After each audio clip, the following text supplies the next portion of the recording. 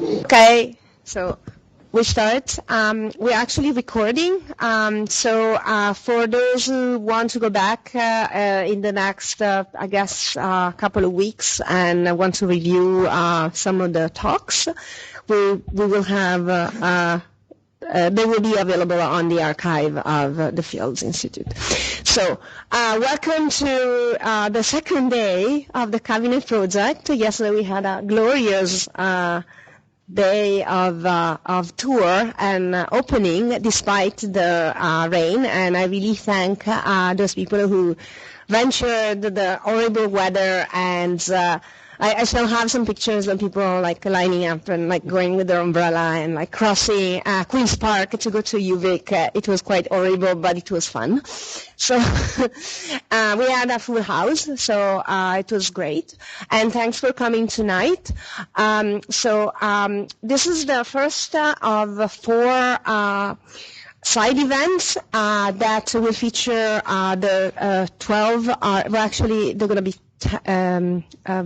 11 artists, because one artist, as you know, as I told you yesterday during the tour, is away.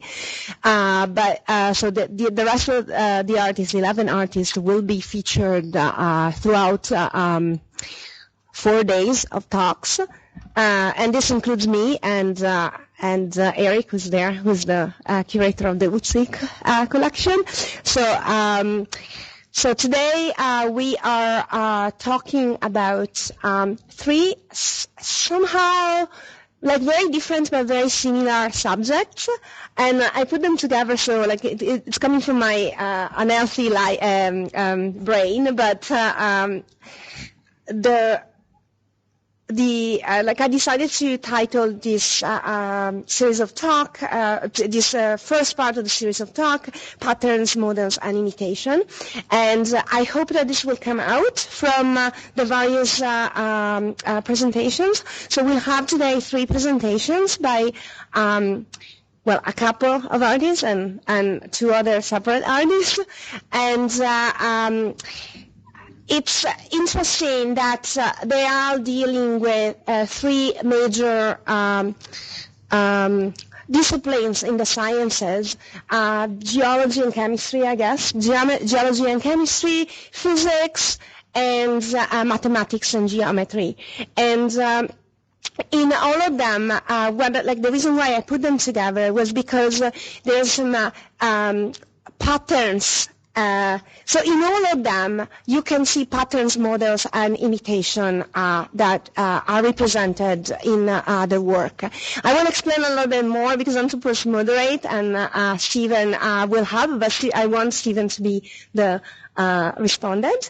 And so the artists are Stefan Herda, who's here, Dave Kemp, and Jonathon Anderson, and Stefanie Kuzmiski, and then we will have some respondents who will join in panel, and we'll have Joel Kamnitzer. Is that okay? Okay. From the Department of Mathematics, who very nicely decided to join us, and Stephen Morris, who will make comments about the various physics and stuff. He knows a lot, like you're a universal knowledge person and a physicist. Okay, so without any other delay, I will let you talk. Okay. So it's going to be a short talk, but it's very interesting. So, turns on. Yeah, how do I do that? Oh, there we go. No, it's not. Oh. Because you have it here. Oh, can you hear me better? Can you hear me through the room? Is this good? Is it working? Is that okay? Yeah, that's fine. Okay, so thanks for coming, everybody. So here is an image for those that may have not made it out to see the cabinet in Robarts Library. This is my installation of a variety of reconfigured industrial materials and domestic materials that kind of simulate and allude to geological specimens. So I was fortunate enough to also include various items from the Utsik collection as well. So a few of those I will highlight on as well. So I kind of broke up this, talk about not only my process and the work that I have shown, but also tying this into a greater idea about the Anthropocene and the implications of mimicry, as well as maybe a little bit more history and the narratives around some of the objects I was able to incorporate as well.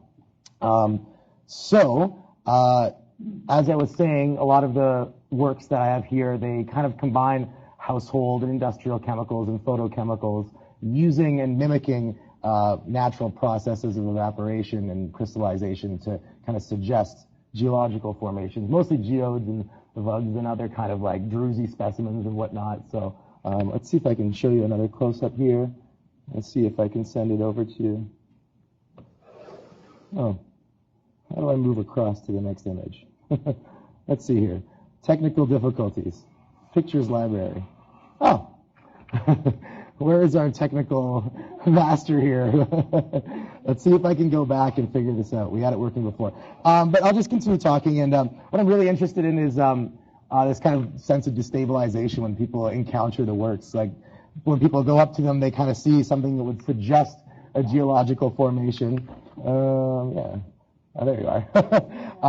But upon closer examination, you realize that these are kind of illusions and kind of fake representations of what a geological specimen could be, using very provisional and homegrown methods. So we just go to 2. How do we get back to that? Just go right in. Oh, okay, cool. There we go. Perfect. So here's a close-up view of some of the specimens here. And when I was first approached about this project, what intrigued me about it was, being called the Cabinet Project and using these underused displays across the campus. I immediately thought, and I usually frame my work in the context of a traditional cabinet of curiosities, or like a Kunstkammer or a Wunder cabinet, or basically a cabinet of curiosities of sorts. So traditionally, those always combine elements of fact and fiction. So I'm kind of riffing on that idea of incorporating kind of fantastical objects alongside natural specimens.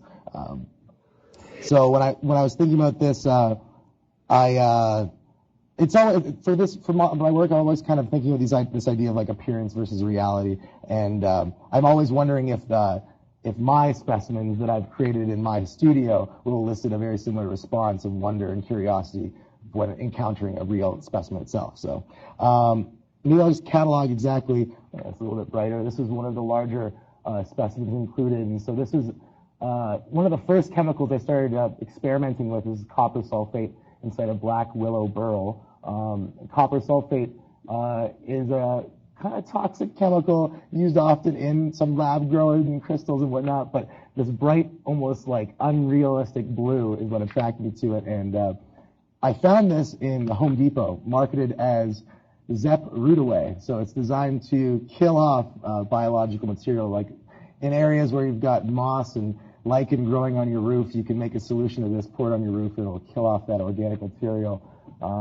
Alternatively, if you've got septic, you could pour this down the drain and kill off any intrusive roots that are growing inside your pipes, so that stuff can get through. So I thought it was kind of ironic to grow this in a root burl.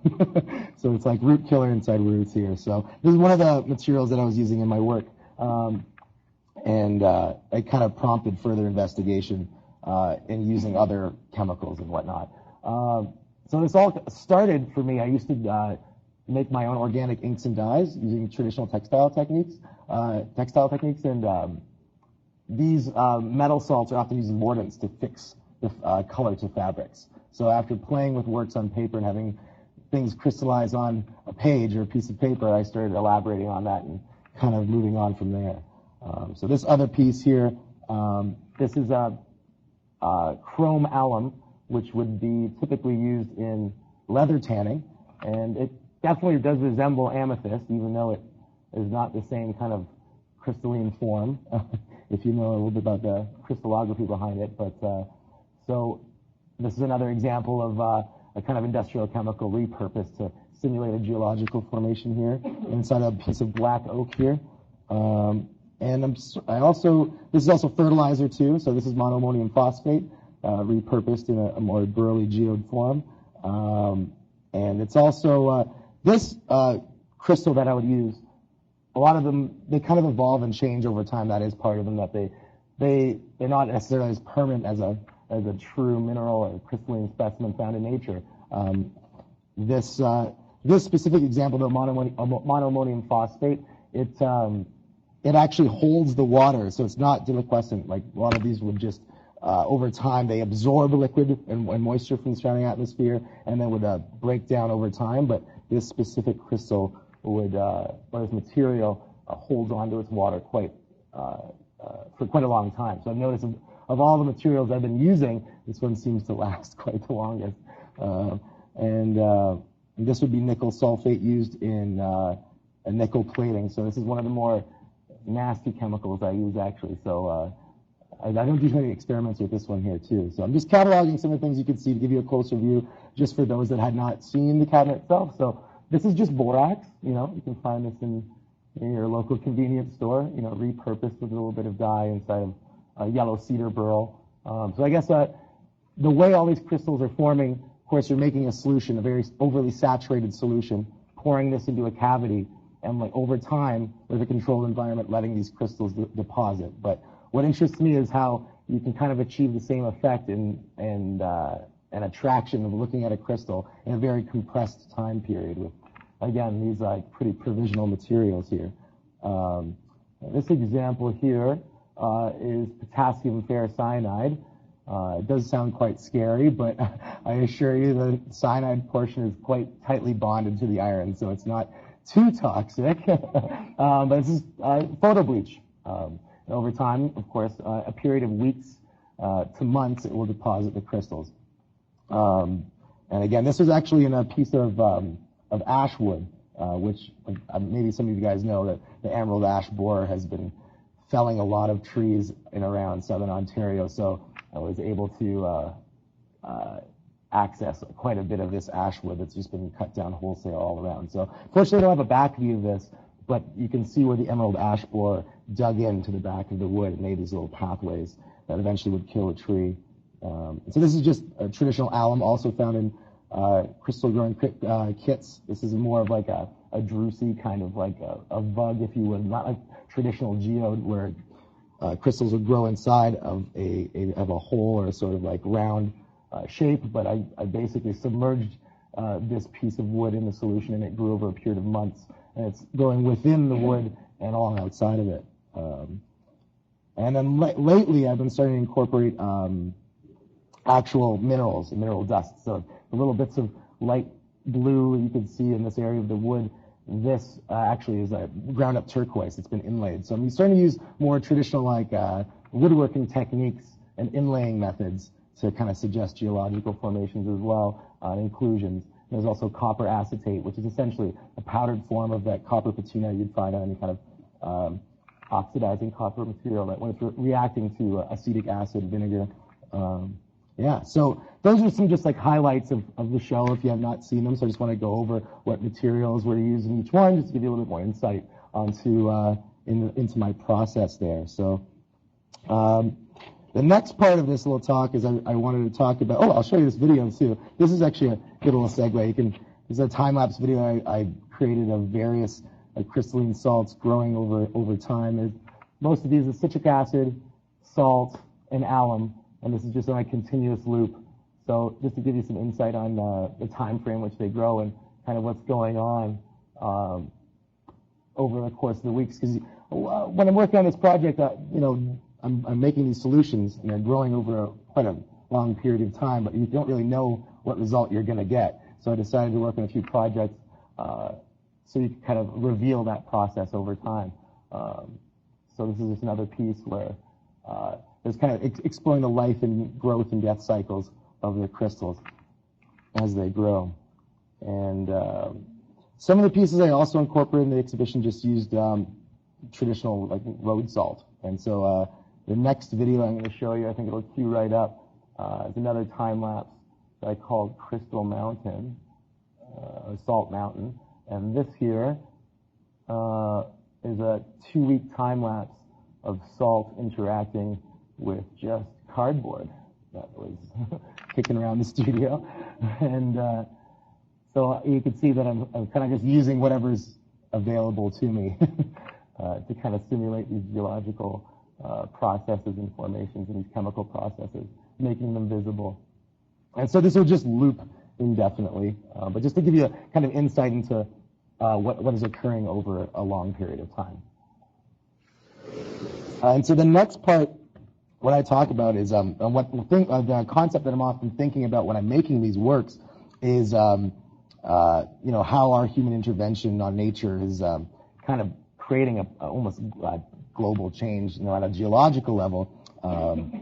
And there's a hotly contested idea that we live now in the age of the Anthropocene, which is we've modified the Earth to such an extent that in the stratigraphic record, we'll be able to tell in 10,000 years' time that this is when humanity started really considerably altering the world here. So I was also one interesting article that I was reading recently was written by Robert Hazen, who studies at the Carnegie Institute of Science, and he released like a paper, an abstract about 208 new minerals that have been formed over the past 150 years, further giving evidence of the age of the Anthropocene. So basically about 3% of the world's total has been discovered since the Industrial Revolution in terms of minerals and whatnot that they've found. And so when I'm thinking of making these works, I'm kind of riffing on this idea on how we've kind of manipulated and modified the planet. And so some of these examples I'm going to show you. This one here is chalcontronite. It's from Egyptian bronze artifacts that were cleaning solution was applied to them, and it reacted with the copper artifacts to form a completely new mineral. And another one. So another thing was, I'm kind of, some might say that's a bit of a stretch, me kind of creating this fantastical idea of creating my own geological formations and crystals and whatnot. But one recent example, kind of related to my work, is this was actually found and growing inside of an oak cabinet display. This was chalcoclite, and it's calcium carbonate samples were stored in an oak cabinet for quite a long period of time, and the acetic acid present in the oak wood reacted with the samples, created a completely new mineral. So I guess what I'm doing is not necessarily too much of a stretch from what's occurring naturally here. And another thing that I wanted to show as well is here's aberrite. This is from tin ingots discovered in a shipwreck basically tin ingots reacted with the chlorine and salt water and deposited a completely new mineralogical specimen here, as you can see.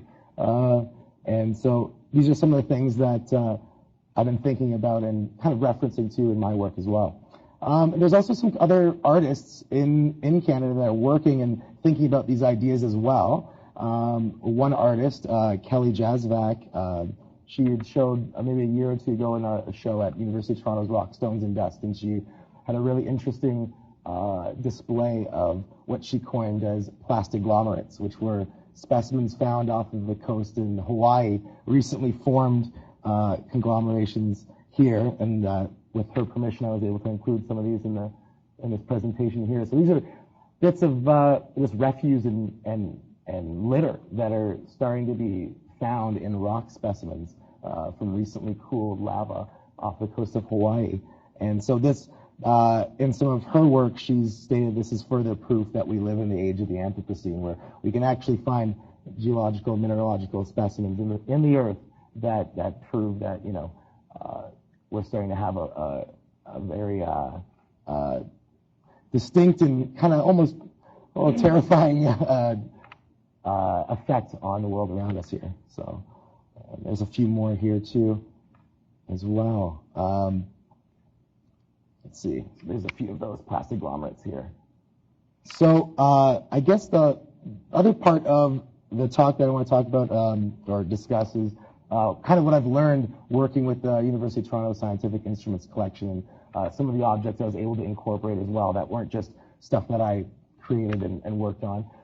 So here is a collection of samples from Derek York's geochronology lab, as well as a beautiful salt prism that was also in the UTSA collection. So I learned a little bit more about spectroscopy here and how this salt prism here in the top corner was normally when you're studying spectroscopy and putting a beam of light through a piece of glass and splitting and breaking up that light, it's going to refract and you're going to see the full spectrum. But with the salt prism, it would absorb the light, but it would refract infrared light. So they basically found out, with Eric's help, a little bit more about the provenance of this piece here. So I wanted to include some of these objects into the installation, just to kind of highlight some of the ways crystals and geological specimens are used on the scientific aspect, and historically almost forgotten about, really. And the other thing too, this is a video. I guess we'll talk a little bit more about Derek York's technique, because the next thing that I wanted to include was a little bit of a video that Eric had sent me of his potassium argon dating and argon dating. So one of the reasons I included Derek York's work in my installation was to act as a foil to my recently formed pseudo-geological specimens. He worked in geochronology, and he would study, and try and date various specimens from around the globe, and he's quite renowned for some of his pioneering techniques in that field. So what he, I guess I'll explain a little bit potassium argon dating and then argon dating methods. So all of these look like small like little small samples that he would use, apply a laser to, and then essentially potassium over time is decaying into argon, and they would use a heating method to extract the amount of argon in the specimen and then determine its rough age. And he helped pioneer some new techniques to make this a little bit more accessible to geologists.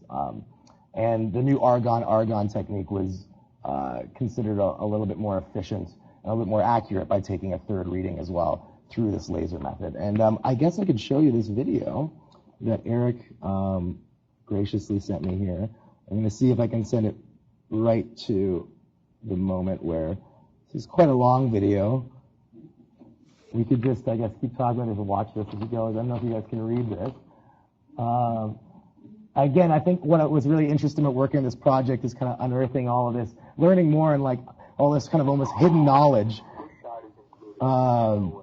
and kind of bringing that to the forefront so people can see it. And it's not obvious in my cabinet necessarily. You're seeing these little specimens in various petri dishes and enclosures, but here's a little insight into the process itself. So here you can almost see a laser being applied to a specimen. Maybe we can hear him talk about what he's doing here too. This is a crystal on the edge of a Cotton Valley sandstone thin section, and you can see the kind of beam of light. Now, in order to actually film this, he had taken welding goggles that and placed this over the camera to protect the lens from the laser, because it would have damaged the camera itself. So I thought all this was kind of fascinating, and just getting to know a little bit more about all these processes and techniques was probably one of the biggest things I kind of learned from this project itself, because I kind of approach things from a very kind of amateur, intuitive perspective, and learning a little bit more of the real science behind all this has been pretty enlightening. has an apparent age of about 7 years, where the sediment Can we make it louder? Yeah. Let's see. million years old. I wonder if I can turn this mic on and point it at the... Let's see.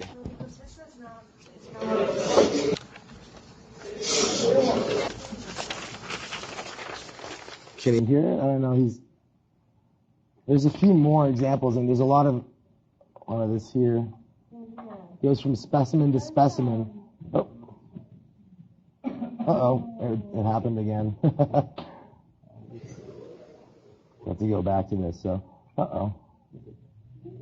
Let's just right over there. There we go. I think we're at the 4-minute mark there. Oh, Xbox. There you go. That's at 100, yeah. Right there. All right. No, it doesn't go very loud, so I guess I'm going to see if we can get to where we were before. Has an apparent age of about 850 million years. You can see where the laser is just burning out the specimen. I guess going to release the argon isotopes, and they put that in a vacuum, and then they measure the amount of argon present after the heat has been applied. Oh, okay.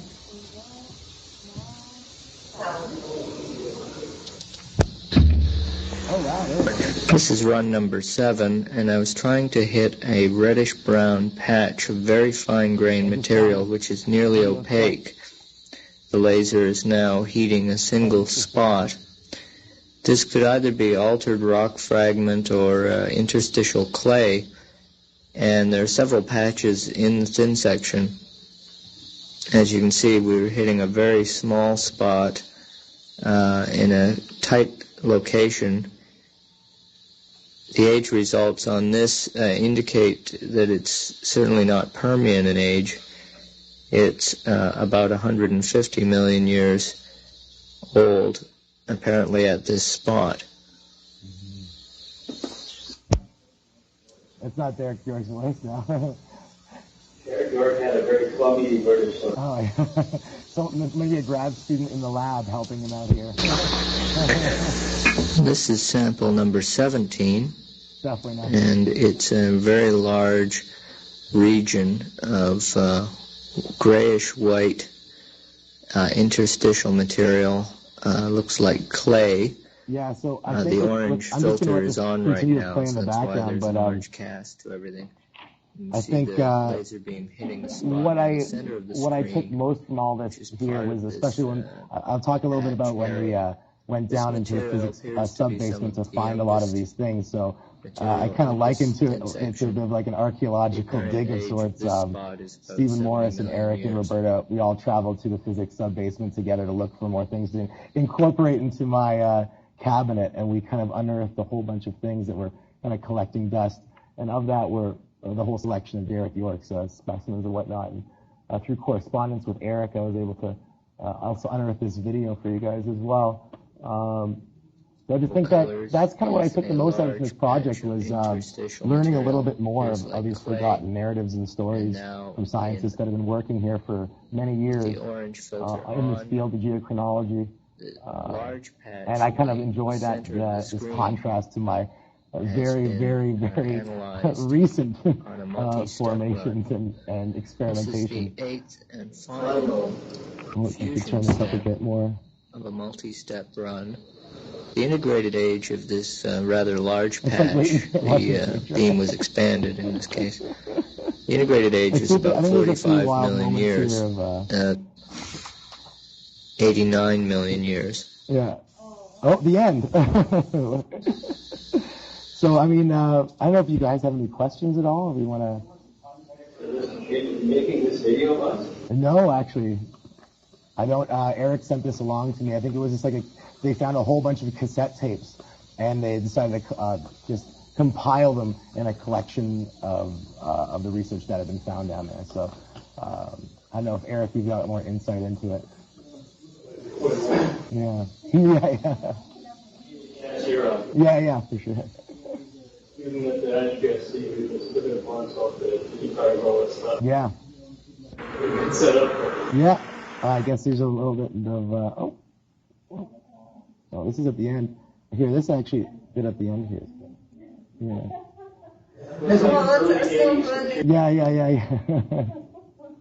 Very vintage for sure.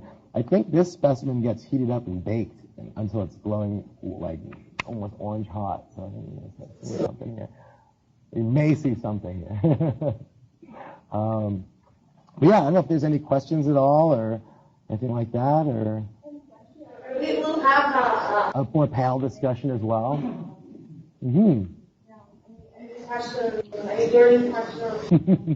Burning question. Yes, Joe. The borax. You can go back to it. You speed up the retting process when you're working with linen or lovely things like metal. Yeah. The shell. Basically, it's the formations that you're making.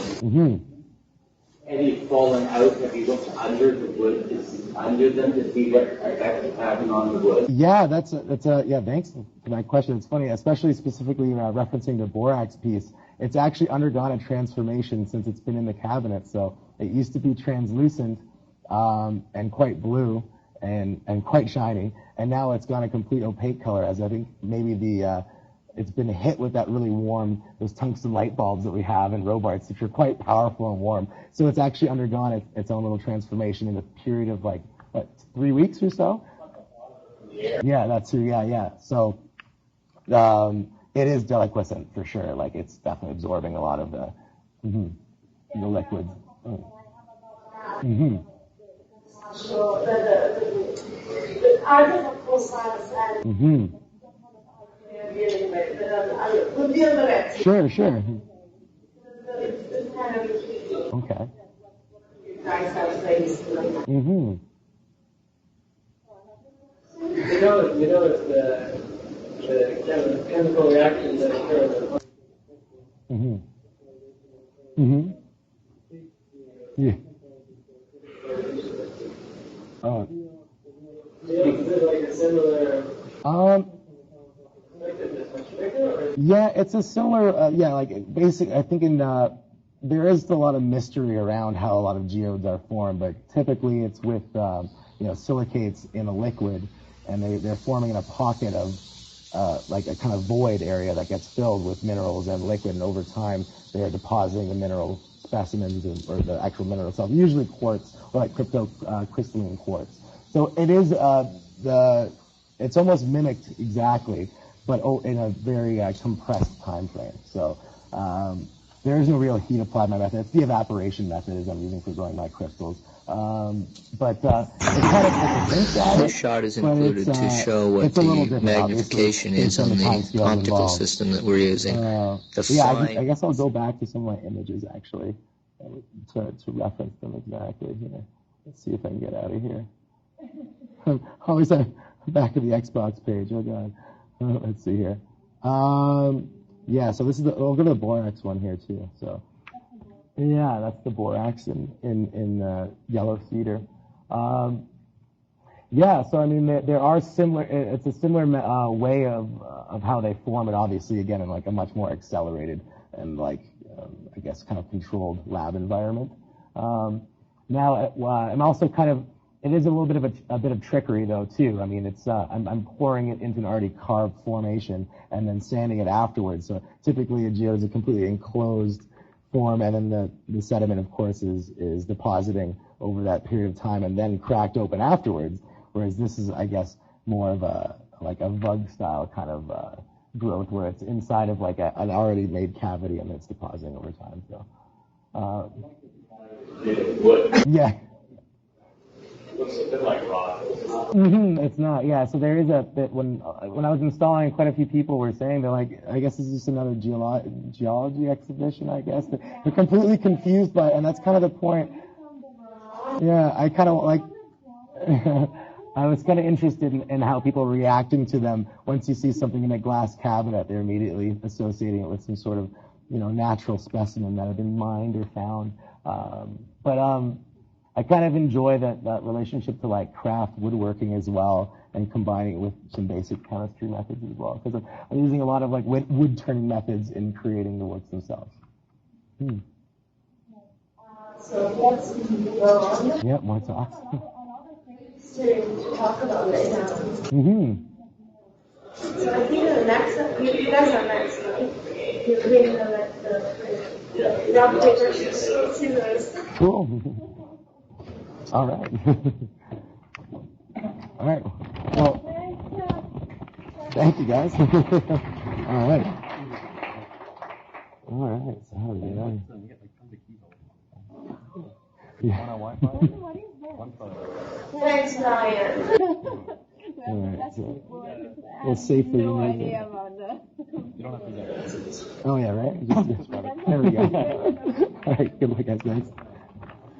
Oh yeah, right. Keep this. All right, there you go.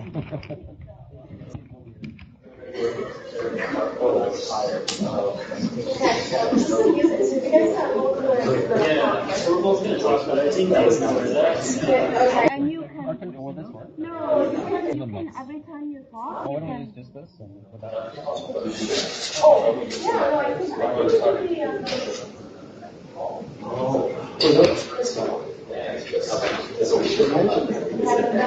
Okay, because I can project my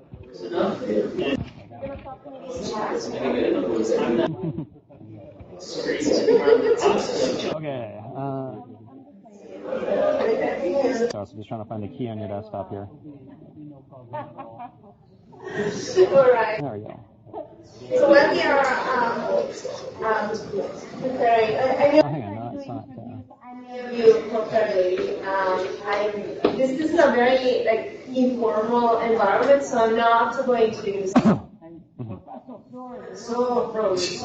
department. But so if you want to use this, you have to do it. You have to do it. I'm Dave Kemp. I'm now a professor at Ryerson in the Image Arts department. Bit of a strange background. I actually originally did mechanical engineering before getting into art, but now thoroughly doing art. But a lot of my practice is sort of involving aspects of science and technology and things of that nature. And this is Jonathon, but I'll let... Wonderful. And my name is Jonathon Anderson. I'm a faculty member in the School of Interior Design at Ryerson, and my background comes from architecture and industrial design. And just going to start off, we're going to start off in terms of our presentation with a little bit of a background in some of our past projects, just to get a sense of where we're coming from. We'll then talk about our current project and also another one that's sort of an ongoing but very closely related project. So just to, I think we can, there we go, just going up. So this was an earlier project I actually did. I did my master's here at U of T, and this was one of my projects that I did then.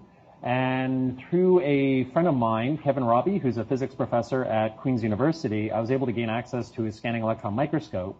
And I was using it to image the edge views of photographs. So you're actually looking at the thickness of the paper. So the idea is to sort of emphasize the physicality of that photograph in the sense of sort of dividing the image from the actual object that holds that image, which in our digital age is a very relevant and interesting sort of thing. And again, the images were of different types, so various different areas. Some were very ephemeral, some were very valuable, some were unique, like one-of-a-kind tin types. One was my grandfather's military identification photo that was in his pocket during his tour of duty in World War II. So as an object, it had a certain value associated with it. But again, skimming through these quickly. This is one that was commissioned for an exhibition on basically privacy, surveillance, and social sorting that was at the Ignace Etherington and then Art Gallery Mississauga. And actually, it's actually back up on display at the Ignace Etherington right now. And for this one, I basically was producing a series of portraits of people through their ID cards and their credit cards and everything else. And so again, you're looking at the person through their specific cards. This is all presented on the gallery wall so that you can read all the information. But at the same time, I was also advocating a personalized approach to privacy so people could remove cards they were uncomfortable with having on display.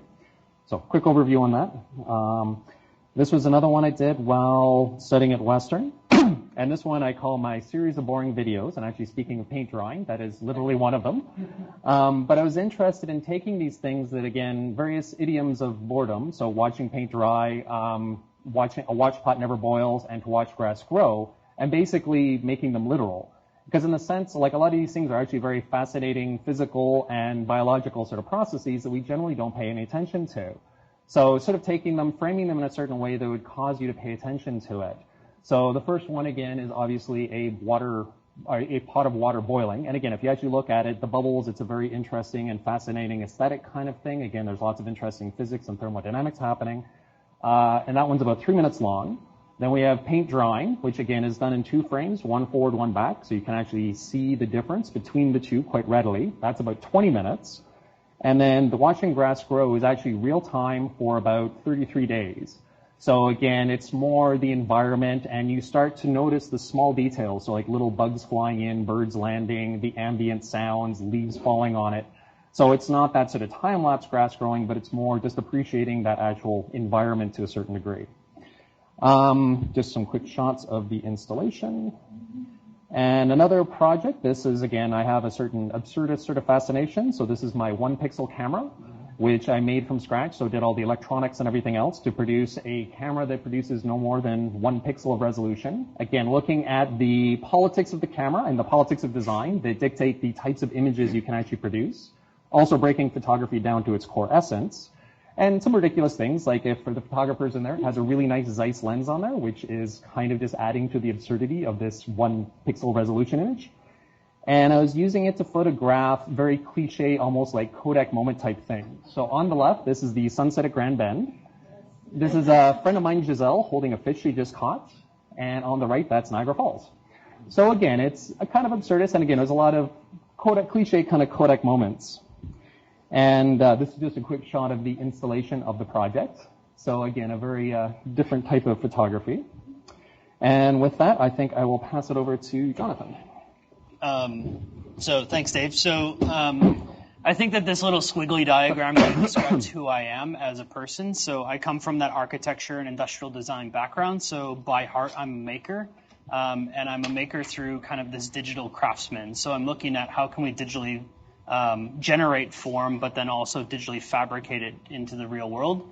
And I'm driven by this sense of curiosity and between the kind of analog and the hybrid style making or digital making. So for me, making is a form of applied critical thinking and not just an action or a process. So that's kind of a way that I kind of begin to explore a lot of these ideas that I have. So looking at kind of the 3D printing process and then going in through a generative scripting algorithm process in the computer of really looking at how can we begin to fold surfaces multiple times to create complexity. And then realize those through the use of 3D powder printing. And these are relatively small, like 8 by 8 by 8 cubes. And then looking at form, going more to the industrial design, always applying some type of function to it. Looking at these kind of center table vases or little display units, but really thinking about how flat sheet goods can become three-dimensional form. So all two-dimensional acrylic that is then laser cut and then assembled in a glue-type fashion. A little bit dark, but the clutch in the middle is an exploration of two materials coming together seamlessly. So it is a continuous piece of bent ash wood that kind of shells or creates the shell for the actual structure of the clutch. And then there is one continuous strip of felt that moves from the outside and into the inside of the actual clutch to provide a certain level of protection for the items that are within it. And then since I have that architectural background and starting to teach interior design, but not teach interior design in the traditional sense, so my area of expertise is obviously digital fabrication, and I'm venturing into robotics. And so we're looking at kind of spatial installations, and here we're looking at the dazzle patterns that were used in the World War II to really think about how we can disguise the velocity and the ship's direction. And me and a group of students began to explore how can we disguise what is horizontal and what is vertical. So as you see, that kind of dazzle pattern that is made out of vinyl and then cut on a CNC cutter spills from that kind of vertical plane to the horizontal plane, and then losing that kind of student within the actual pattern itself. And then further explored into kind of performance art, so looking at how we can create this backdrop with these performers that begin to blur or be camouflaged within the actual installation or sculpture itself. And then for the past number of years, I've been diving into a lot of public art. This particular piece is a piece of looking at patterns and kind of really being inspired by, in a way, the moire effect, but also how you drive past rows of corn and see these kind of natural patterns occurring from the kind of the on-off motion of your eye sensing the corn. And so this particular piece is for Colorado, an installation in Colorado. We were shortlisted for it and not ultimately accepted.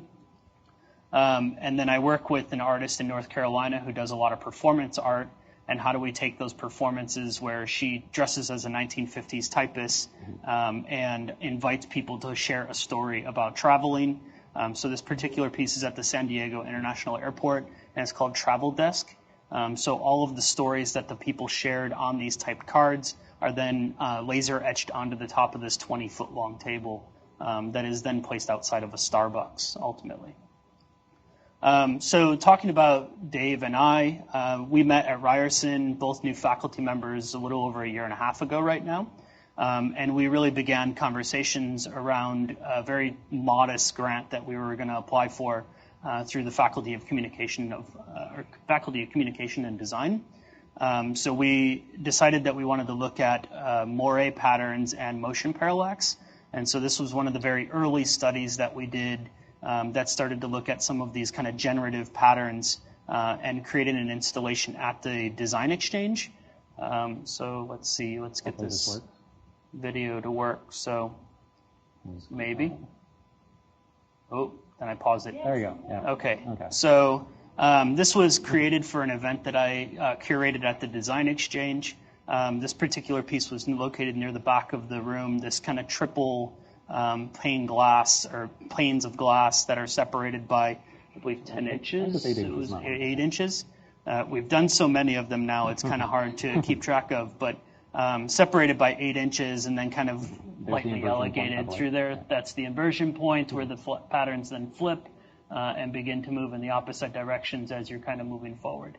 And this is nothing more than a series of arrows that are pointing in the left direction on the front plane and the back direction, they're pointing downward, upward or downward, whichever.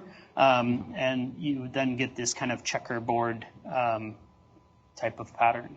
Do you want to share more as we're kind of going into the other well, pieces? Again, it's also like they are just simply like vinyl lines on acrylic, but at the same time, like they're very carefully calculated ones because you don't just put any line down there. The spacing between the lines is very critical in terms of having these patterns. I'll talk about a little bit more about that in a sec. But so it's very simple in its construction. It just takes some figuring out and fine tuning to get it working properly. And I think we are getting into more, so I can just get into that a little bit. So line moire patterns is if you have thinly spaced lines together and they start overlapping, you start to get an interference pattern. So you get these greater sort of patterns occurring on a larger scale. And at the same time, if you have movement occurring between these two layers of line patterns, these larger sort of emergent bars or patterns that emerge, they will also be moving at a greater rate than the sort of movement between the two smaller patterns. And taking advantage of those, again, you can get these larger patterns that occur. They're moving much faster, so there's some interesting things that can happen. And in terms of working it out, again, there are formulas that are readily available. And you're kind of looking at the sort of period. So if you think of your sine wave, it's kind of going basically from node to node. And you have a base layer and a reveal layer. And depending on how you fine-tune these layers, you can have different things happening. And also, if you have a larger period for the base, you will have patterns occurring in one direction. And if you have a larger pattern on the reveal period, the patterns will be moving in the opposite direction. So again, you can also control the direction that the patterns move, and that's what happens with that inversion point. And get to that in a sec too. So taking this idea of moire patterns that basically are occurring when you have two layers moving to each other, we wanted to do something that, like again, we could have this occur mechanically in some sense where you have two layers being pulled by some sort of mechanical means, but instead we're taking advantage of motion parallax, which, just to give you a brief rundown on. So if you think when you're, again, driving by in your car, there'll be like nearby trees moving much faster than, say, the mountains in the background. That causes a sort of visual relative movement between two different layers. And on a sort of smaller level, even with like camera lenses and stuff, as you move from one position to another, again, if you have things at different distances, they will tend to overlap and move in a certain way. And even down to yet another simple sort of graphic, you can kind of reposition things there. So within our line patterns, because they are spaced away a little bit, it causes a little bit of a relative motion between the two layers. And because these have been fine-tuned across these emergent larger bands, that larger band occurs, and then that relative motion also will then cause them to move at a much greater rate. And then you can fine-tune in terms of the direction. And the piece that we have up that you see there, actually, if you notice, the circles are moving in one direction, whereas the backgrounds or the figure and ground are moving in opposite directions until you hit that inversion point, then they're both moving in the same direction. So again, we've kind of fine-tuned to sort of make it work. And it's a lot of, again, the formulas are fairly simple, but it's a matter of just sort of fine-tuning and trying out numbers and finding the right point where things are both most visually effective and where that sort of aesthetic sort of look sort of works perfectly for you. So Excel. Yeah, a lot of, again, I come from an engineering background, so the mathematicians would probably cringe at my sort of number crunching, which is just a whole big spreadsheet of stuff. But, you know, it gets me the numbers. I can see the trend. I can find the emergent points. It all works. It's ugly, but it does the trick. It's engineering. But anyway, so one of our earlier examples, which is sort of a precursor to the piece that's in the cabinet, this was done for a show at Gallery TPW. and sort of taking that sort of idea. And also this is referencing in some cases also some early sort of pop art, particularly Jesus Raphael Soto, who worked in a similar manner. But we had this piece that was sort of, again, a square within a square. Again, the patterns are moving in opposite directions. And I can answer more questions about patterns and stuff after. But then that moved up to our current piece, which is in a similar manner, but it's now, rather than one square within a square, we have the three within the larger. And also it sort of worked out nicely, just a bit of a tangent. We'd sort of made a number of these, because when you're making one, you might as well make a few of them, because we didn't realize the cabinet that we installed in actually had a glass back wall. When we first saw it, there was like a big poster in the back, so we just thought it was a single-faced cabinet. Fortunately, we had the extra piece, so we could just hang it on the back, and we now have a piece that works on both sides. So it was a bit of a fortunate kind of thing. But it was a bit of a surprise, but I think it works out quite nicely, actually. So, and then, actually, I can pass it over to Jonathon. You can also sort of expand this to another project that we're currently working on. Sure. So, at the same time of thinking about this particular project, we were applying for a lot of public art commissions. We were recently shortlisted for a Crestview pool, which is in Ottawa. So they're currently building this new piece of architecture that is relatively contemporary in the kind of western neighborhoods of downtown Ottawa. And how do we apply this to not only an exterior environment, but also the kind of difference between the kid kind of running around and experiencing it for that kind of, or the kind of faculty member, the parent that's kind of experiencing the pool on a different level.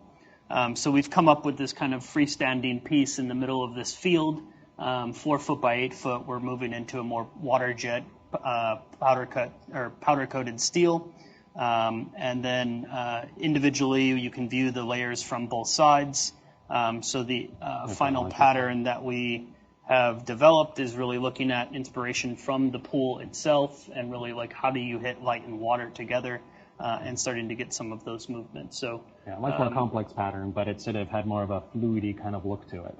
And we just finished the structural engineering phase, and we're moving towards fabrication now. We actually just came from the meeting with the engineer this afternoon, so Yep. I think we're just starting into the official building now. That's it. Yep. I guess you could leave that plan. Okay, Lynn. Oh, Any questions before we move to the next? actually, I will leave it Lynn. Yep. Have you noticed, or can you explain what's the difference between a monocular view and a binocular view of these things? For the most part, I think because you are at enough of a distance, you wouldn't get a large difference with that. Now, there is some weird things in terms of your perspective, because actually it's sort of calculated, like in terms of the Mori patterns, to be, like I'm basically doing a perspective projection, so that the back layer is being projected onto the front surface. And there is a certain weird, like when you look at it, I guess it could be a little bit with the binocular, perhaps less so with the one monocular type vision, but there is a little bit of an indeterminacy in terms of where that pattern is emerging. Because again, you have 2 layers separated, in this case, by a little bit over 2.5 inches. But when you look at it, it's kind of hard to tell exactly where it is. So it has a bit of, to use a weird analogy, if you know those kind of like magic eye sort of things that you'd have to squint at for a while and they kind of pop out, and you do see a pattern, but it's a little bit hard to visually place the distance to that. In between the 2 layers, or? Well, the pattern happens in your head, essentially. So it's really hard, like there doesn't actually happen, right? Like the pattern is still, yeah. Yeah. Could you create a pattern that would appear to hover out? Not really, because the thing is, this is still, like you're looking at a solid black line, and it's sort of like the back layer is sort of just projected behind, or sort of existing behind it. So it's not projecting out, not with this means. Again, if you're doing something maybe with lenticular or something like that, you could create something that emerges, but not with this type of Mori pattern. I don't know if that's what you're... Possibly may be able to add some like drop shadowing in to get that like slight relief, but you're still going to see it then essentially a black No, I'm just saying that because you've got separation between the front layer and the back layer, yeah, discrepancy. And maybe by manipulating the patterns, you make that binocular discrepancy move forward or backward. I know that it's an illusion. Well, there can be some ways of doing it in sort of more of a classic 3D, like your sort of red-green kind of thing. Because you can also use this type of moire slit pattern to produce animations. So if you were to have slightly offset images, you could potentially do something like that. It's in a bit of a different camp to what we're doing, but there could be some potential with something along that lines. Because again, you've probably seen some of those little books that have the little lines and you kind of pull it over and the horse runs or something. And those are just different lines of the animation pattern as you pull through. But using a similar thing where you have right eye and left eye, you might be able to take advantage of that. But it's a bit of a different, sorry? 3D thing on the little dots. Sorry, the... And you can cool your eye into yeah, they look like snows of dots. And then if you got a volume, you put your eyes in the wrong position and then you see the shape. Or on top of that. Possibly, yeah. Could be another avenue of exploration down the road. One last question here. You said that when you did that installation in that lobby, as people move closer to it, the motion would change from left to right to right to left. Yeah. Okay, yeah. Can you make the motion go up and down? You could if your motion's up and down. So like the thing is you can design the pattern, but the viewer would have to be doing this. So the natural motion of people is horizontal, so we've designed the patterns to occur horizontally. Now, oddly, with this one, because there's a lot of curves, there would be, like, it depends on where the lines are crossing over. So if you let that run. So this one, again, there's all sorts of weird things going on, and there's certain points where the moire patterns don't happen everywhere. There's only certain points where they start happening. But because there are certain lines that would be occurring in more of a horizontal direction, if you had a vertical movement, you would start seeing patterns emerge in that way. So it depends on the viewer's movement direction. The first question. Yeah. The first question I had is if you've got those two layers and you're moving toward, and suddenly the pattern starts to go the other way, is there also a shift in the depth perception of the object? Anybody if they maybe haven't noticed it yourself, maybe nobody noticed it. Well, the thing, to a certain degree, like the inversion is due to a perspectival effect. Because if you remember I was saying the base layer, like if you have a larger period, so if you think about, well, from this way, so if you have a larger period in the back, as you move away, your perspective kind of changes. So the relative periods of the two things change at that inversion point, just due to the perspective basically converging to a certain degree. Now, whether that changes the location, again, it's hard to say because I find it's kind of indeterminate where it's actually located. So maybe with some really careful observation, but I find it just kind of weird to, you're trying hard to figure out exactly like where in between that, it's only 2.5 inches, but where in that 2.5 inches the actual pattern is, and again, it's not really anywhere. So. This is going to be Well, feel free to go by and check it out with one eye and two. Yeah. Okay, so let's move on. Okay. Thanks. Like I really want to get all the presentations done and then more discussion. Oh yeah. No light of the but.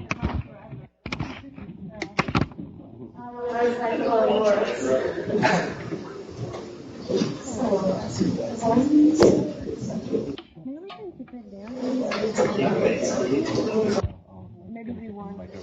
Oh, you have that. Oh. Well, it's practically exponential on this one, but we did that so it would look less.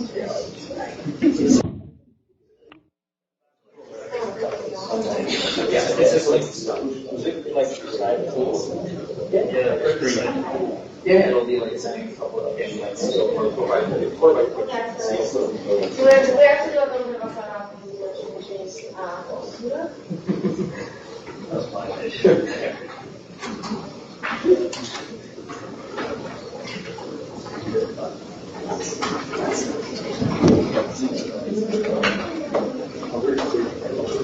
So just I just want to say a few words. In the cabinet project, we have had a number of artists who engaged with various collections coming around University of Toronto, and you've seen that Stefan has engaged with the directorial collection, which we didn't really have at hand, but that we discovered in the sub-basement of this department. There's two artists who engaged with another quite known collection at the University of Toronto, which is the Coxeter collection. And Stefanie Kuzmiski is one of the two artists. The other one is cousin Beaudette, who had a different take on this collection. So you should see both works together. They are both at the Roberts Library. Today we're going to talk about her Stefanie's work, and you see the type of parabola that she's engaged in. And just so you know, the collection, for those people who want to see the collection, the Coxeter collection as is, you can go to the 6th floor of the Buying Center, which is a building nearby. And it's on the 6th floor, it's in the Department of Mathematics, so just outside of your library. We brought it downstairs to incorporate it into our tour, so I think it looks very lovely. So I tried to, I guess, Frankenstein a PowerPoint together this morning, but my computer's not working, so yeah. So I guess if I try to think about some sort of like a linear narrative for how this project came about, I mean, during the day I work as a medical animator, so I constantly engage with didactic material, like educational. I do a lot of med-legal work as well. But so this project is exciting for me because it links science and mathematics in different ways that I normally would in day-to-day work. So the Coxeter collection is kind of funny because I'm so used to seeing like medical illustrations or like medical textbooks that are written by these profs. And then the kind of the medical illustrator goes unknown, but this was kind of funny in that I felt like Coxeter himself was kind of unknown in comparison to like someone like Escher, who used a lot of the Coxeter collection to make works. So I mean, throughout my work, I was working in like a 3D digital space. Escher obviously used like a lot of graphite and whatever else, but he worked with these tessellations, and so I was trying to recreate a lot of that within my 3D work, and then pulling that out in a way that I also definitely don't usually work in, and using like paper sculptures to try to recreate a lot of these weird forms that I would end up making. Also 3D modeling software and actual paper.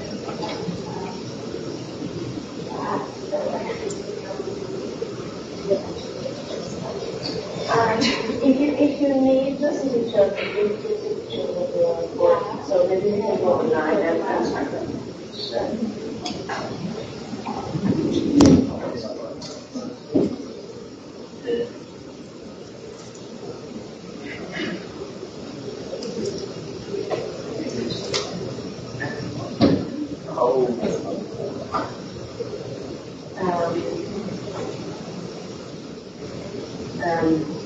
Yeah. I have no idea how a PC works, especially this one. I don't know. Does anybody know how this thing works? Are you trying to get on the internet? No, wait, there's a password, I think. There's a kind of switch,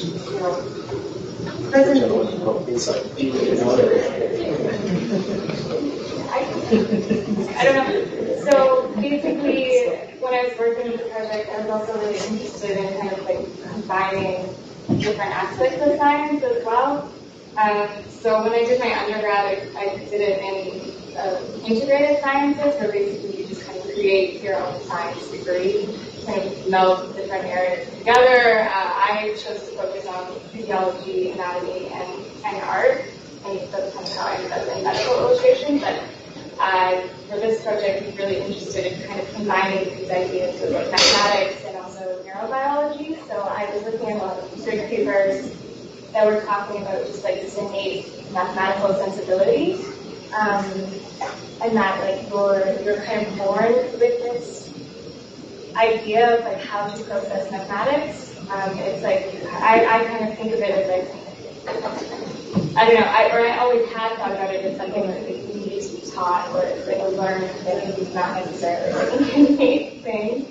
But it was really interesting for me to think about it that way. I mean, yeah, so I wanted to kind of create these objects that played with that idea in a 3D form as well, looking at like EEG waves, people who are looking at mathematics, and trying to think about how that could be somehow interpreted in like a volumetric sense, which I don't think I necessarily nailed on the head right now, but it's like for me, it's like one way to kind of think about the way that like art can influence the world of science. Potentially taking whatever messy law of sort, and then someone could maybe be able to like reinterpret that a better way to look at the data sets.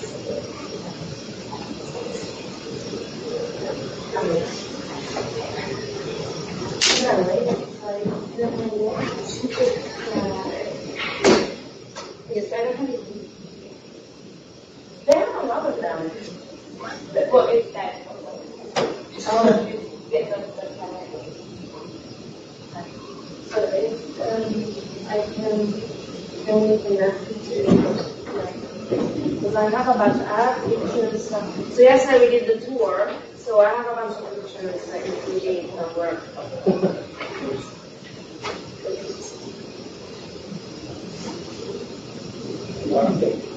Live Facebook. Yeah, I know, it's on Facebook. Dangerous. No, this is like the outside salon thing, so it's not very dangerous.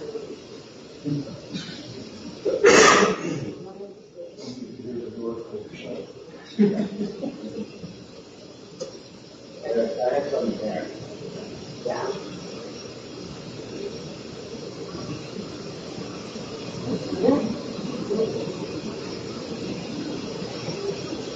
There you go. So this is the, yeah. Yeah, so these are just some printed images against some of the 3D renders that I found.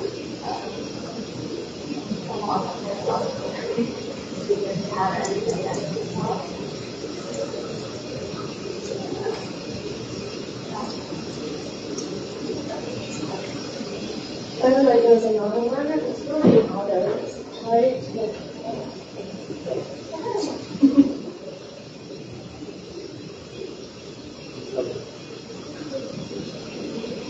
Is it good sorrow? No, again. Yeah. No. Okay. The other side is like another printed image as well. And then Oh, these are the platonic solids?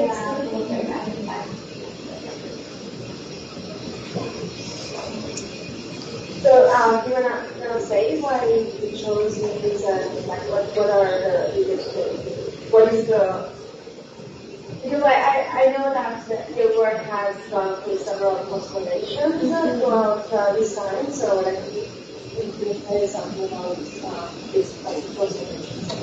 How at a certain point you decided to choose other models, and so maybe kind of thing. well, the other models were because there was just some confusion, I think, as to what was available. But yeah.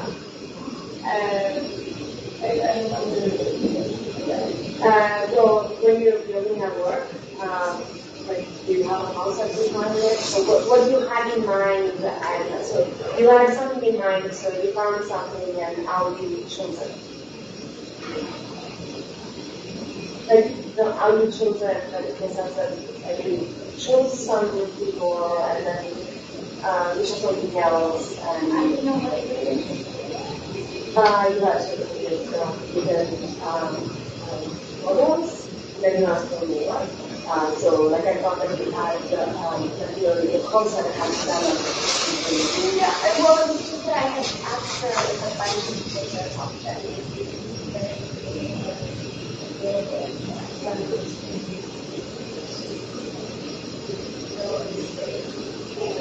Yeah, there were some sharing, because there were two artists who were working with others,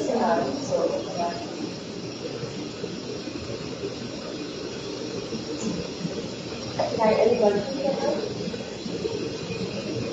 You mentioned that the two people have no different approaches to concepts. Can you talk a bit about the difference in Yeah, I can actually talk about it because I don't really know the microphone. Yeah. So Catherine, she had a completely different idea in mind. The background is like throughout her artwork in general, she is very much interested in building these cabinets of curiosity, where she is cultivating interesting natural items and so-called artificial or non-natural items. So for her, it was very natural to choose geometrical forms because the point that she was reminded of the natural forms that she could find. A lot of her work involves findings on the beach, issues from out east, or from other places where they can do stuff. So she, the work that you can see in the cabinet at the robots is type of work that puts side by side objects that are objects that are created as models, as simulations, and objects in nature. And so thank you. So basically, the idea is to show how we imitate, we try to imitate nature, but we also try to understand it. Because these models from the Coxeter collection were not a way to imitate nature, but they were a way to measure it. I don't know exactly what Coxeter had in mind, and this is why we called a mathematician, and we have mathematicians here to explain to us, because the intuition from the point of view of an artist is so. What kind of connections are there between something like a natural object and a non-natural object? And for example, in your work, I was very struck by the fact that you were mentioning the neural networks and the nerves and the neural icons that are nonetheless they're still part of the nature because they're still part of our brain, but there are also icons that are we are trying, like right now, like the latest in science is in neuroscience is to try to measure them, is to try to model them, is to try to create new forms that are automatically imitating nature and also like kind of outdo it. So that was like the interesting part that I guess I was trying to do that. Maybe you have another thing. Yeah. And supplemental questions to you. You had done taking brainwave pictures of them, however that was generated by people who were looking at mathematical equations, is that correct? Did you look at all into how that's different from the facts for looking at trees or whatever? I mean, I was just picking up research. I might be in different areas of the brain.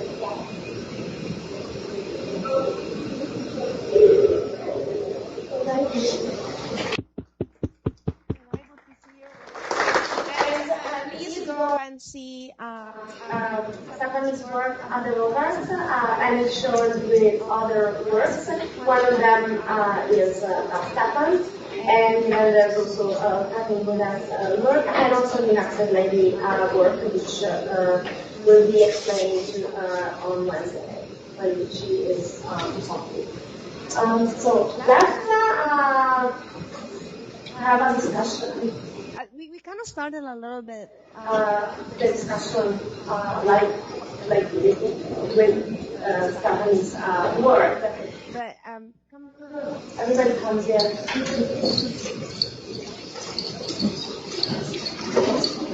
They have to step very close.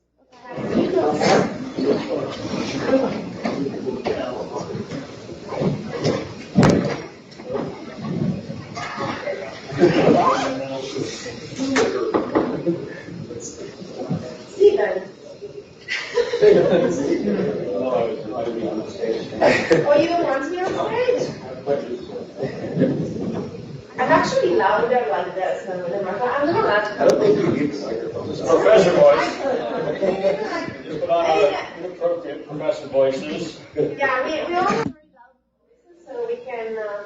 I thought we're maybe sometimes we're a little bit loud, but and come over here. We also have a mathematician. He doesn't have a chair. I don't know why. Because you were not supposed to sit. That's why.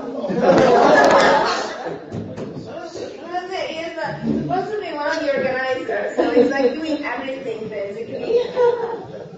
Maybe I should say just a little bit about the Coxeter collection. Yeah, and I think we should also hear from Joel, who's in the Department of Mathematics. You know this thing. You know the Coxeter collection. I mean, you've seen it. I've seen it. Yeah. Coxeter was a great hero of U of T mathematics, and he was an expert on regular polytopes, which are things like Platonic solids. Only you can go up to higher dimensions. You can have a Platonic solid in 38 dimensions if you want. So if you can imagine a high-dimensional space with a perfectly regular shape in it, and then project that back down to 3 dimensions, you get these beautiful, very symmetric looking structures. And there's actually one hanging outside. If you go after the show, you go out and look up to the ceiling here, you'll see a projection. I don't know what projection it is, but it's a beautiful kind of structure, which is a 3-dimensional projector, or a projection of some high-dimensional polytope. So some of the things in the Coxeter collection are polytopes like that, but a lot of them are just, you can think of them as 3D graphs of smooth equations. So you saw in her cabinet some of these sort of strange, kind of whitey things under each other. These all correspond to more or less simple equations, which are hard to visualize. Today, we would just get the computer to draw it and turn it around with the computer. But in the good old days, you had to make it out of plaster. So that's the origin of these. And many of these are classic equations going back to the Greeks, or ideas going back to the Greeks. And so the idea of making a collection of these beautiful geometrical things is supposed to aid visualization of the equations. That's what. So these are the coordinates. Yeah, down there. The bottom corner. Over there. Oh yeah, those. So the one I like is the 3-fold one with the water. It's like a Henry Moore sculpture. Very Henry Moore. Yeah, but it's not. It's an equation. So it's the physicalization of the mathematical fundamental. Correct. Yeah. I mean, it's like, in high school you learn the graph, like it's rapid, like with like square, it's just like kind of 3-dimensional graph. Similar kind of. Yeah. These like funky guys in the top right corner are those stellated polyhedra. That's what Coxeter is really into. I don't know. The high-dimensional. High-dimensional and stupid. You're particularly interested in very important. But But like, I'm not quite sure why. It's so interesting. But it's not like a great area. I'm not just what I can say. So there's a lot of the things in the question about what the thing. So somehow usually opposition there's to talk detail like the more familiar autopsy detail Beaudette. They're convex. They're just made by adding out space plus some planes, and then these ones are like wild spongy things. Oh, we also have some, like in other cabinet, we also have what I like, well, we have another of those. But we also have, there you go, yeah. Those are actually very interesting. But that's an ellipsoid. It's not supposed to look like an animal or an egg. It's like an egg. The equation, which makes a nice ellipsoid with some nice lines. No, I guess it's not. It's not. What you get if you take an ellipsoid and you slice it this way, you get a circle, you get an ellipse, you switch the equation of the line and slice. The most famous one is take a cone, slice it various ways. You can get parabolas and hyperbolas and circles and ellipses, and that's the classic conic section. So you can generalize that to more complicated shapes, so you get other interesting things. Take a torus, which is like a donut shape, and cut it in an interesting plane, and you get some sort of ovals which touch each other at a point like this. And these all have names, and they all have famous histories. So that's the history of that. So I have a, which is like it doesn't serve me, but like I have a lot of questions, and I'll just throw at you like a couple of them. One question that is really like not consuming me, but I'm really intrigued by it is in this connection between science and art, and mathematics and like simulation and etc. But especially like in the science and art, and in all of your works, I've seen that, and you see it in the title of this like today's panel. I see some kind of desire to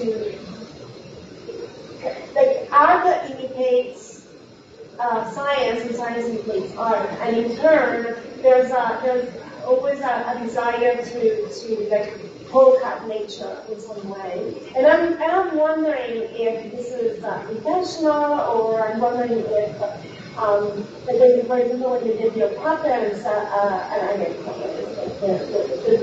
patterns, you were thinking about like stuff that happens in nature when you created your installations. And for example, the last one that I saw, the one in the swimming pool, that kind of imitates the waves inside the pool. And so immediately I was brought to think about like physics and like the interferences in physics and the stuff that usually studied in high school. Yes, all these experiments, and how much of these experiments are just like how much of this art is like making experiments, and how much is actually taking nature by using the experiments to imitate nature. I don't know if I'm clear about that. And the other thing, and with Stefan, I really liked the destructiveness of your work, because you have to be very close to distinguish what is natural and what is not. And there's a lot of science behind your concoctions that create minerals, so much so that at the end it becomes labels. I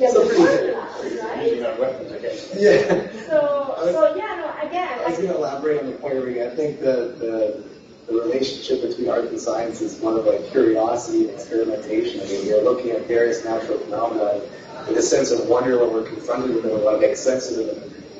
Using the tools we know how to use them. Whether you're an artist, you're going to experiment, you might do it in a more poetic way than maybe a scientist do it in a more rational way, more controlled environment. I think this whole project was interesting to kind of conflate the two, and there was that kind of cross-pollination of methods. that's kind of my take on it. I think it's just that innate curiosity that drives us to understand the phenomena around us. So it's a visual, perceptual phenomenon.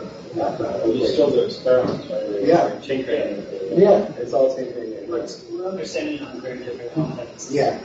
So I think from the visual standpoint, we as artists and designers are looking at it and curious by what's the product of it and not the actual logic and kind of mathematics or some explanation behind it. At least for me. So. But then when you're a creative designer, basically you're looking at the product. No, I wouldn't use that word. I technically would not call myself an interior designer. It's not licensed, but that is a licensed profession, so I have to be careful there. But it's like a lot of it is a process. It's not just like define a product. Yeah, and I mean, just like in math and in sciences, you set up your controls, your variables, and I mean, we do the same thing in the work that I've created. I'm sure a lot of science. You know, I mean, like documentation of what we did and how it failed there, and you know what could change. Or a lot of my work is generated through visual-based scripting. And so how can I begin to change some of those parameters to ultimately get my end result that I want? So it's not just going into this visual-based scripting program and just dumping a bunch of stuff and seeing what's generated. It's actually understanding where there are natural connections and what's the logic behind it. Again, I can't think mathematically and infer it, and I have to visually see the kind of influence and the effects of it. And that piece that, last thing, and then I'll open it up, I'm sorry. But that piece that was 3D printed that looked like coral, that was essentially a mathematical formula that was controlling the surface, right? And then time was introduced to it so that as you let time run, the more complex it became. Do I understand the math behind it? No. I was more or less just using those formulas and exploring the different types of forms and shapes, and then how do we realize them through the use of the 3D printer. I'm sure you get to explain much more of the mathematics behind the actual surface holding. But what I like about what you were saying is kind of like, you know, in math, we set up this. We're studying something, we set up a series of system axioms. So say we have this mathematical object defined by these axioms, and we see what we can do based on that. And usually, once we have axioms, then we just play around and see what interesting things we can do, what we can do stuff. And yeah, and it's a little bit like your process, you have something like underlying idea, and so we throw this stuff on wood and see what comes out. Yeah. But that's sort of like the axiom. That's what we do. And then the result is So what you're saying is a lot of happy activities in math too. Yeah, it's sort of like how we do math. Yeah. Stumbled across it. That looks good. Yeah. So we have some, I don't know who was when you play these games, you have implicitly some feeling of the objects and the perception of the struggles that you make. Or you're talking the 3D printer, the more patterns. The more in patterns. Well, the more patterns are very calculated. But, I mean, at the same time, so this is where there's a perfect balance between Dave and I, because Dave is more interested in the actual fine-tuning and the calculation of that pattern. I'm more of the visual and the aesthetics of what the final result will look like. So I'm doing it more intuitively, and I can say that we've met somewhere in the middle. I like the kind of repetition and kind of principles and elements of design. So looking at pattern and repetition, and I'm using that and coming at it from that standpoint, from a visual effect or visual standpoint. And Dave's saying, no, we need to make this one 2.2 millimeters. I'm like, I don't care. I just know that bar is too thick. And proportionally speaking, it needs to be this. So you go and then calculate the back pattern and make it all work.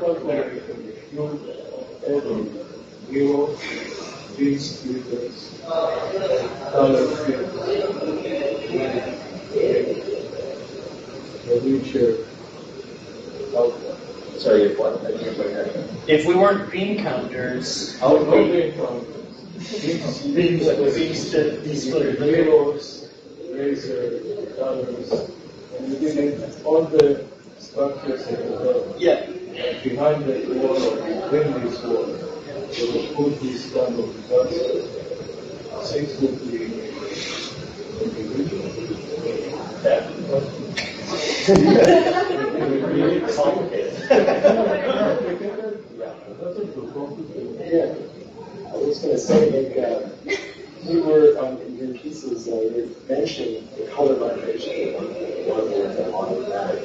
Where you have you ever thought of exploring that idea of looking at just like a lime green next to a hot and getting that color visual that disrupting the feeling and everything with that? Would that work with some of your projects? So maybe that's like again, like that type of visual effect. Again, it is something you do see in the art. Yes. There's a lot of ways to create visual vibration. But it's functioning in a different area. So we have tried playing with colors. Now, mind you, if you get 2 different colors, you don't get any patterns because the colors have to, the 2 line patterns have to compress into one. For the appearance of 2 different line patterns, you get sort of some flickering, but it's not, it doesn't dramatic. You don't read the emergent bands as like when you solid band. And we have tried in other colors.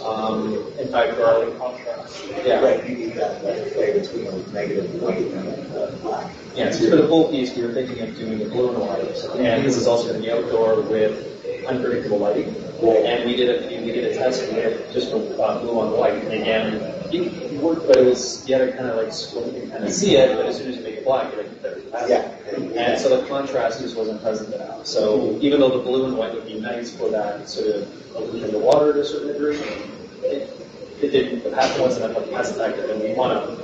A very substantial kind of thing that you don't notice. You don't have to look really careful with this. Right. I think at the same time too, there's enough complexity already going on. You don't need to burn your retina. Yes, that's fair. Yeah, The whole point is enough. Right? Yeah. I don't know if I can explain all the stuff that's swirling around here, but we're trying to describe here the difference between, or the crossover between the arts and sciences and the difference between the artistic and the scientific approach. There's certainly some kind of overlap in curiosity as part of it. But it dawns on me as we're talking that possibly the difference and the overlap has to do with the idea that in the sciences you're interested in describing an object, or describing a phenomenon. In the arts, you're interested in describing the experience of it. There's no aesthetics without a human. There's no aesthetics without somebody having a feel for it. So we can see how somebody would be making a design, would be drawn into a design. The experience becomes the art. The construction of the design is the aesthetics and science too. And again, you are constructing a model for audience. Like, it's not just this magical thing that just exists. Like you are producing something that people don't understand. And models change over time, and some models work better than others. I guess that was my point. Some models are beautiful. I was trying to the thing is, we always end up like distinguishing between art and science. And I really didn't want to make this distinction. I think that my idea was like that how the 2 things overlap in order to understand something that can be natural, but it can be also a pattern. So the more I interprets, you can interpret it as something natural, but you can also interpret it as a pattern, and so how do you understand it? So you can understand it by doing this installation. Visually, you can patterns and the vision, and you can, and the work that was done into that was incredible, because I went to studio and saw working. But you can also understand that theoretically, or like through mathematics. I don't know what the process is, because I'm not, like, I really don't have a training in mathematics, so I don't think mathematics. If you see all of these formulas here, which I cannot read, they are, and they also, like, they also have an aesthetics to it. I think that mathematicians might, like, find it beautiful in its own way. So I don't know where intuition stops and something else starts, or where nature stops and something else starts. And this is why I was so intrigued by your work, because you really don't know where is nature and where is artificial, or whatever you can call it. And this is the beauty of it.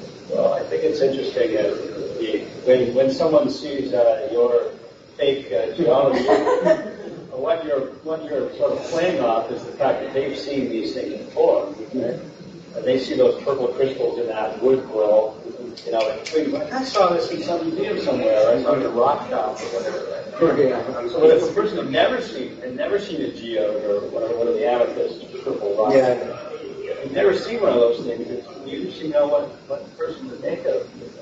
And I find it personally, having been steeped in mathematical stuff my entire whole life, I find it difficult to look at these things without my math goggles on, you know, or my physics goggles. So I actually claim that a trained scientific point of view gives you an aesthetic sense of things which might be different than the average person. So I would like to know what a little kid, you know, like a 3-year-old or whatever, makes of seeing one of these Moiré patterns, right? Yeah. What is it that they see there? I know immediately what it is, you know, and I think of the process by which it's formed, as he described. But it spoils for me in some sense. Actually, I still like it, so it's not spoiled. I like it in a different way, right? And different kind of one. There is a subjectivity. We all are human, and we have a subjective biology that makes certain things visible to us in certain ways. And the patterns that we see or don't see is in part learned, and in part intuitive. And I was going to ask, in terms of Moiré sculpture, which is I find quite beautiful, but I'm curious what yardstick, other than your own personal aesthetic, do you use to decide that this meets your aesthetic, intention or goal? You know, what is the driving force? I mean, you could take a mathematical graph or whatever and hang it on the wall and say that's art. It is, but your end goal was for an aesthetic piece and not for mathematical inquiry. So I'm curious, were you using it strictly intuitively, your aesthetic, or were you basing it on some other historical intent? I suspect that you're a mathematician if you scratch you down. That's not below. Well, I'm asking them because their works, I'm curious. Well, we're going for to create an interesting aesthetic experience, and sort of fine-tuning the math, etc., and also designing the components to produce something that would work within a decent sort of human zone, so in terms of where the inversion happens, but back again it's horizontal, it sort of reflects the normal horizontal one type motion. And just something that would be visually interesting, basically, is sort of the goal. So, again, we're not trying to explain anything of some mathematical model. Right, exactly. Yeah. It's not a didactic explanation of formulas. But I think this raises an interesting question and comments on this. If we had 3 cabinets side by side, it would be really interesting to give the artist one cabinet and say, go study and come up with something that's Moiré and motion parallax. And then give it to a mathematician or a physicist or anyone in the sciences and say, go make a piece of art that is around mathematic or around Moiré patterns and motion parallax. And then have the middle one be a collaboration between the two. and really look at how far separated are we? Like, is this a place where we know enough to be dangerous from the artist side, and the science mind knows enough to be dangerous on the art side, right? And so, is there an interest? Yeah, it'd be interesting if there's an amalgam of ideas, or if there is really these like two clearly separate camps in the way that we approach it or view it. I also think, I think where you have an assignment for your cabinet as opposed to just a black clock. Just one more comment on that is it might also be interesting. I mean, this gets to the concept of aesthetic, which is a thorny hole one can get out of. I understand, but I think it would also. I mean, you went on the basis of your aesthetic, or were you basing it on the aesthetic of maybe 5 people who walked in and saw it and had a different reaction or a similar reaction? You were saying you tweaked it because you didn't like the outcome, and that was a decision set you made. And I'm curious, maybe the fourth cabinet should be one where everybody gets to comment and tweak based on where they feel Again, that can sometimes be awful. There was actually there's a couple of painters that did a project where they surveyed people in terms of what the best painting would be. And they took all of the surveys, put it together, and it was like a deer drinking out of a stream with a mountain and sunset, and it was horrible. So collectively, you either want something that is someone's individual vision, or perhaps so you are enforcing an aesthetic on something, but at the same time, again, collectively everyone has a different aesthetic, and sometimes something that is not your aesthetic is the thing that's most interesting, something that you wouldn't choose yourself because it becomes a surprise. So again, we're just designing something that, again, we both visual, we have a strong background, we've looked at lots of art, lots of design over the years, so we have a sense of what works and what doesn't work. So when we design it, we go with something that we feel works for us, and then hopefully other people will respond in a similar way. I mean, that's what I think I was trying to make was that you are making these decisions, just like mathematicians make decisions. Yeah. You're making decisions on the yardsticks that you've learned over time about what you feel as an aesthetic narrative. Yeah, I mean, there's a lot of research on the principles and elements of design, and I approach it from that, but because I've been trained for the last 20 years to think like that, I do it intuitively. But I could go back through and say, here's the exact rationale of why I'm making this decision, here's the exact rationale of why I'm making this decision. So, I mean, I break those rules too. So. Yeah. I mean, I think the dissonance is what really makes it fun and exciting. Musically, it's fun. There is a whole art show. Stravinsky. Called the Bridges Art Show, which is actually coming to Waterloo, the University of Waterloo in the fall or something. It's mathematical art. And it really is rather severe and formal, and a lot of it is extremely kind of geometrically. So your piece with Amore is kind of, there's nothing there but black and white. It's stripped down in a circle, right? So it would fit right in with this piece of mathematical art. So that's what your attention is was. It's a long way from a landscape painting in oil. But yeah, there is a whole aesthetic to a piece of mathematical art, which is difficult to describe exactly. Yeah, but a mathematician would certainly know what I mean, right? What is mathematical art? It's typically, I mean, I can just tell you what it looks like. It's the sculpture out there. It's the sculpture. That's right. Up here with the paraboloid. Yeah, look at the Molotov hanging out there. Yeah, that's a good example. But for example, like his work would, and this goes back to another question that I had, and I was thinking about work and process. Like his work can be also like used, like can be useful for mathematician, something like that. But it changes over time. You can comment on that. So geologists. Yeah. I think that was once the person's definition of art. There's no real inherent misspelling. So when I see those models, I see that stuff that is being frozen. And we freeze this thing in a pattern that can be looked at in many different ways, in 1,000 different ways, but it stays there. So once you've exhausted the million ways in which you can look at it, but it's still there, right? It's not going to change unless somebody threw a bomb on it. His work is changing constantly.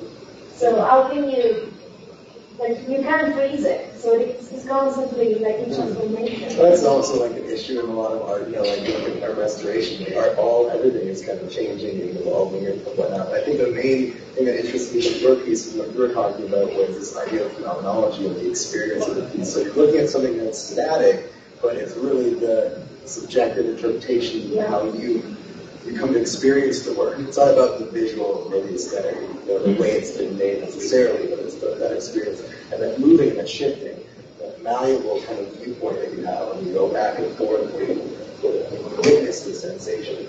And I think also when you talk about minimalism too, like phenomenology is a big part of that, and that expanded that field. You know, you kind of become more aware of your own body when you walk through and see something that you're doing it too. So, yes, it's obvious to you that you're making a move. It's not so much about the work itself or what color it's going to be or the aesthetics around it, but it's about that experience you have be present with the work too. And that's sort of the difference in time, like the time that you see if you look at the work. There's a difference in the work. Artifacts can change in time too. But then again, I'm feeling it that it's going to make like a model, like Coxeter these models. They're for sure not have the right ballpark. No. Like the main goal is to have it, always look like I got to use it. Traditionally, we're not going to. I can tell you that they wouldn't create the Henry Moore. Yeah. And you go to the AGO and you start to look at like Henry Moore's, initial sculptures, and they actually have some of these lines that you begin to trace, right? The kind of understanding where the apex is. And, so maybe what about the nature, Stefanie, I think so. Yeah. It's tessellations, it's geometry. Good examples, right? Earlier, when you think about Baroque art, so there's things like fireball art, and also quite a lot of things integrated like 16th, 17th century. If you look at that from a particular point of view, you see shapes, and from another point of view, you don't recognize anything at all. So this is the use of mathematics, art, and the play with musicians has been around for centuries. Actually, another good example is going to old mosques. A lot of the old Islamic tile, and they demonstrate, like, I don't know, there's actually a Sulfate presentation on a few years ago where the numbers and different types of symmetry. They were actually, some of the types of symmetry they were finding in these mosques, they'd only recently discovered mathematically, but they had existed within the tiling, like centuries and centuries before, they could sort of formulate them mathematically. So again, it's a very complex sort of patterns. There was a kind of Coxeter model, wasn't there? It was based on mirrors, like reflections. Yeah. Mirrors, and then it got scooped up by CSDM, right? Yeah. And so that would have been. There are sometimes mirrors in the mathematical models intended to emphasize the symmetry. Yeah. So if you imagine taking 3 mirrors that meet at a 90-degree corner and putting a quarter of a sphere or an eighth of a sphere in there, then look in, you can see the whole sphere. And so sometimes seen them in the Coxeter collection. There's some that just use a mirror to reproduce the other half of the thing. That's just a like a kind of visual trick to emphasize to the person looking at it that it's intended to be perfectly symmetric with the opposite line. It's easier than making a second half of plaster, which is also perfectly symmetric. I think Coxeter particularly lives in the mirror under what circumstances this collection lives at different angles, if when you will get only finitely many images. Each 15 years, you put some object and it keeps getting reflected and you end up with 10-minute pattern. But in the place where it's so, you'll only be finitely many patterns. Yeah, so that's it.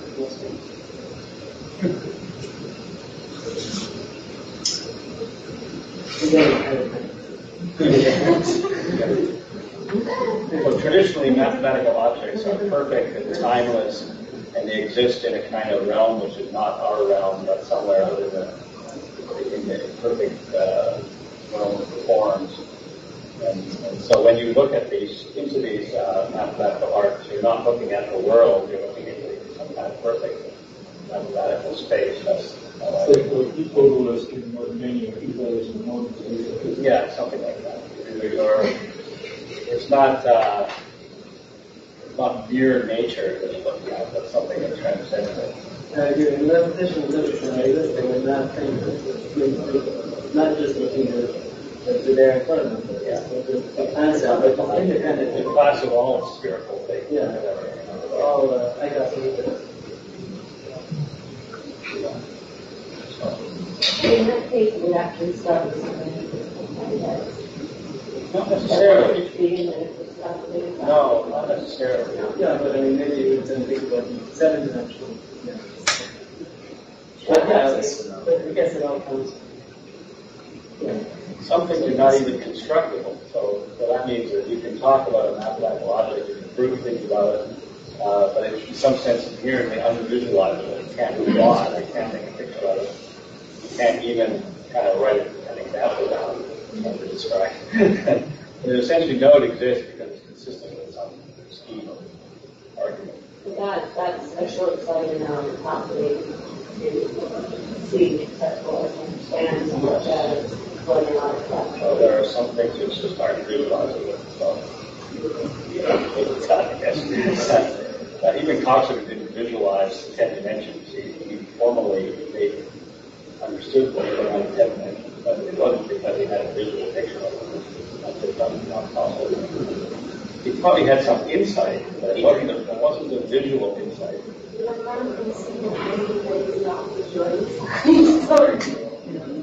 Wow. Too bad. But it's not a function of training. It's all just chalk. It's what math looks like. This is math, right? Yeah. It's chalk. Yeah, but that actually brings up the question about the Untitled and sense of wonder as a motivating force for focal arts and science. And also going back to that history, like Untitled was very much about expressing the mind of God. So, and so how do the cabinets connect to that tradition, and how do they depart from that? It's kind of a crazy question. I don't know. Project, really, because we're in the postmodern age in which I don't know. So postmodern. Still have to find a name for it. Actually, yeah, we don't have a name for it now, but we have you name it all these things in which. Once you name it, it's done. Oh yeah, we've been on the question. We're in the post-human period. No, actually, some people say that we've already gone beyond that. So that's we have no name. But how do we still relate to some of these concepts that come from like the realm of the ideas, from the atomic concepts that then inform religion, and then informs these like kind of Christian-based concepts for the big. They were like precursors to the modern day museum, but I know a lot more. I feel like there was a lot more creative license back then. People that imposed their own ideas and they displayed these as very like regimented ways of seeing the world and influencing other people. And I think with our project now, as a society, we've come so much further now after like 100.